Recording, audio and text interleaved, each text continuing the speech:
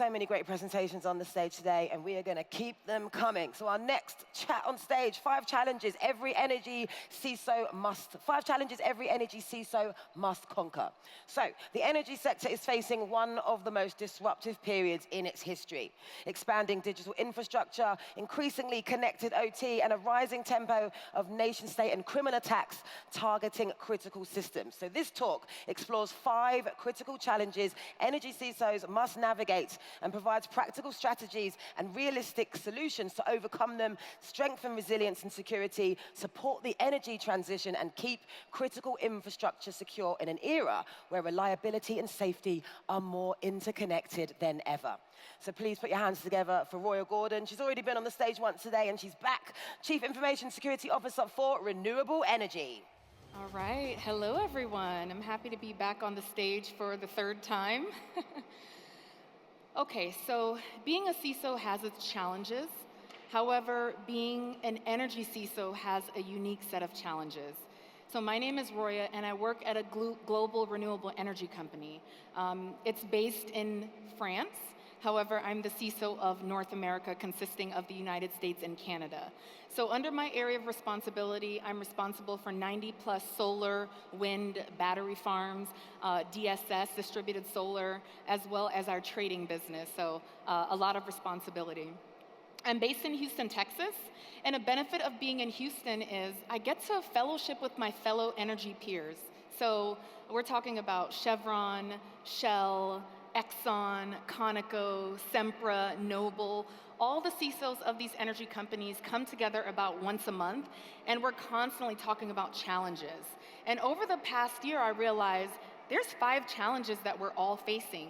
And we also share strategies as to how we can overcome challenges. We share frameworks, and we do like a lot of cross-pollination, and it's been really helpful. So today I'm here to share those challenges as well as strategies.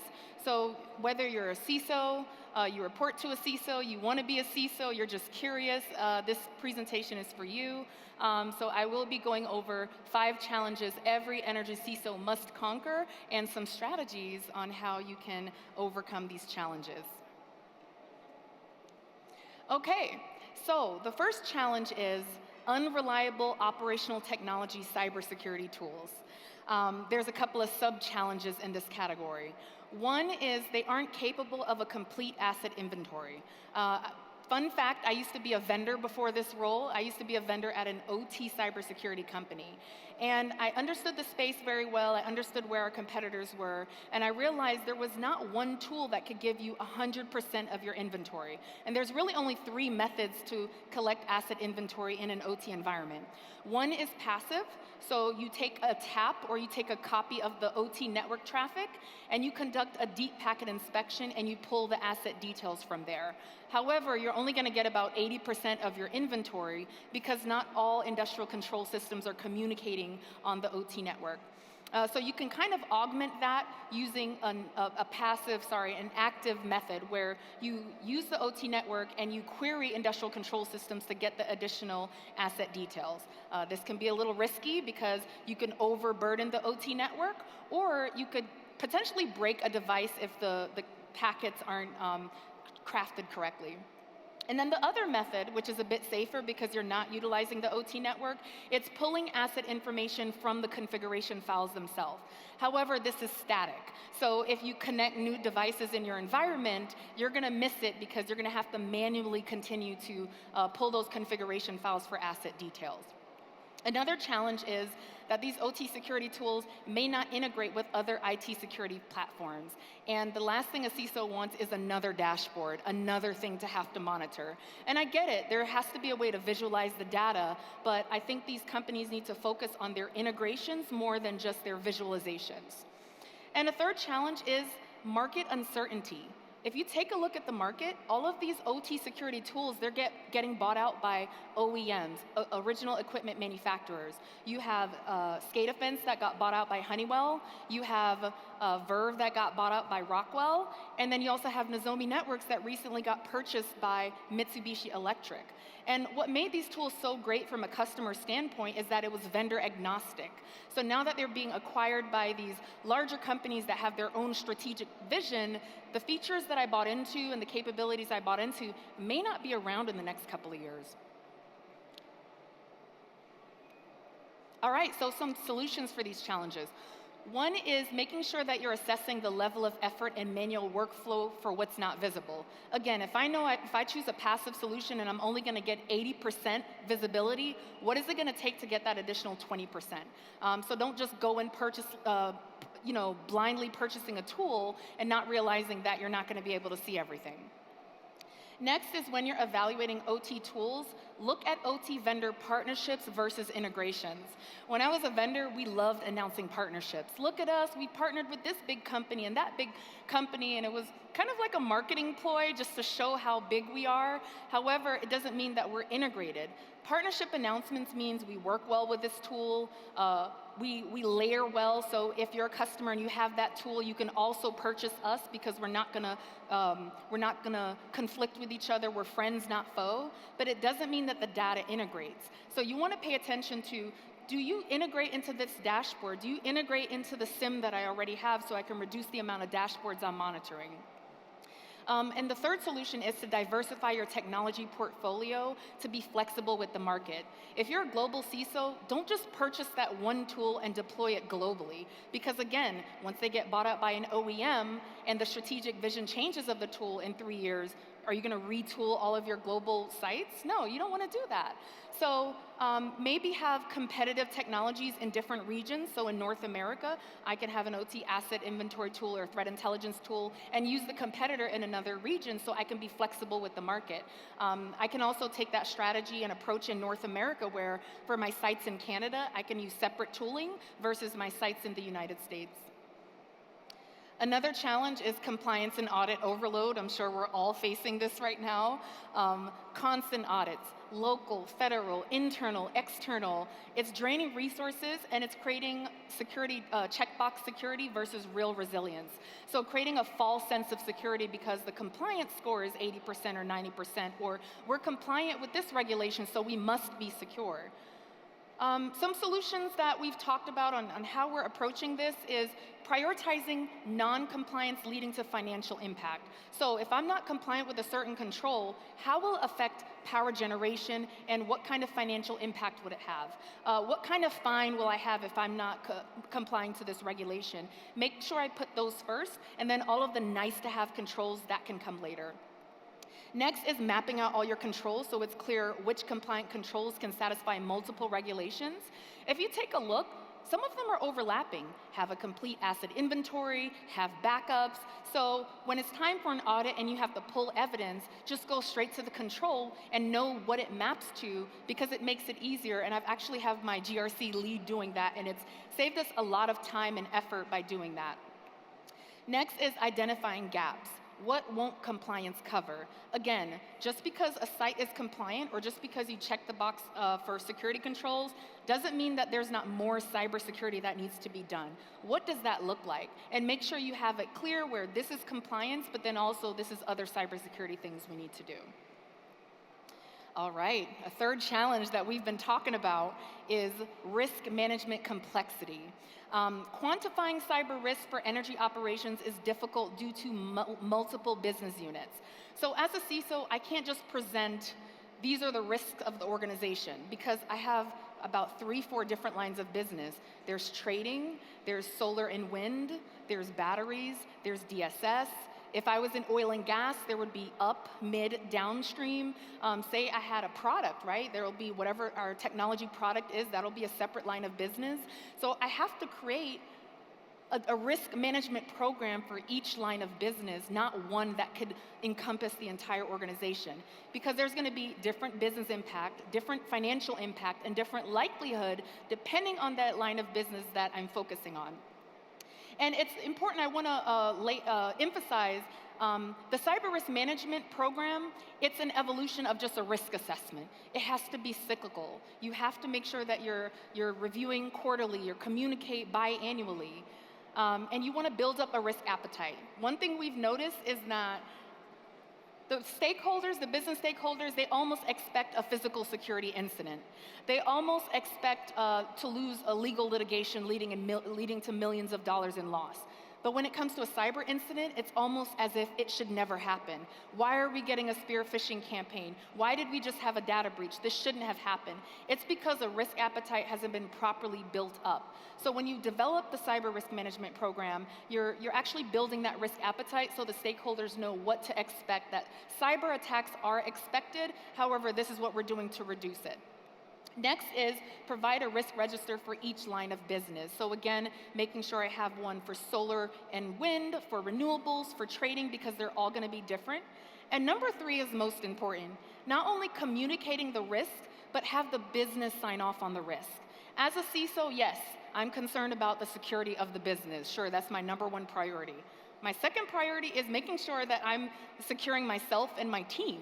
Because if I don't have the business sign off on the risk and there's a cyber incident as a result, they're going to point the finger at the CISO. The CISO is always the scapegoat. However, if they understand the risk and they sign off on the risk, then it's now under the ownership of the business. Another challenge that I'm sure we can all relate to is the skilled workforce shortage. This is honestly, it's not a technical issue, but it's honestly one of the biggest issues in my space right now when all of the energy CISOs are struggling. There's not a degree program on OT cybersecurity. You have your engineering degree programs, you have computer science, and you kind of have to work with one or the other and build them up in the other area. I know that in the United States, there's a couple of entities that are working with universities to develop degree programs, and that's going to take some time. But overall, we can't find that unicorn, someone that understands plant environments and cybersecurity at the same time. So here's some strategies that we've been using to close that skills gap. One is networking with entry-level professionals, not just executives. I love mingling with my CISOs. I love mingling with executives. However, I need to start building relationships with those that are trying to break into the tool, because we have to shape the minds of the people that we're trying to hire in the future. So I intentionally sometimes go to events where I may be the only senior person, but it's fine because I'm building my Rolodex. I don't know if y'all are familiar with that, but when I have a role that's open on my team, I can now go back and remember, oh, I spoke to this young person and they were studying this degree and they were doing something really interesting. I'm going to reach out to them and see if they're interested. Next is partnering with local universities, whether you're teaching as an adjunct professor, whether you're speaking on career day, building that relationship with the professors, because they're the ones that's training up the young talent. So if you have that pipeline, knowing when someone's going to graduate and when you can interview them, that is key. So building relationship with your local university so you can create that pipeline from education into their first entry-level role. Another one, and I've done this recently, is investing in new unskilled talent. So, okay, I can't find my unicorn. However, let me put some budget aside to make sure that I can give them additional training courses, additional certifications. And that's what I've been doing. You have help desk experience, you have AI experience, you have experience that's not traditional cybersecurity. However, you have soft skills. You're eager, you're willing to learn, you're excited about the field. I now tend to focus on those soft skills more, just so I can bring them into the organization and build them up internally. And of course, as a last resort, request increased budget to hire the right skilled talent.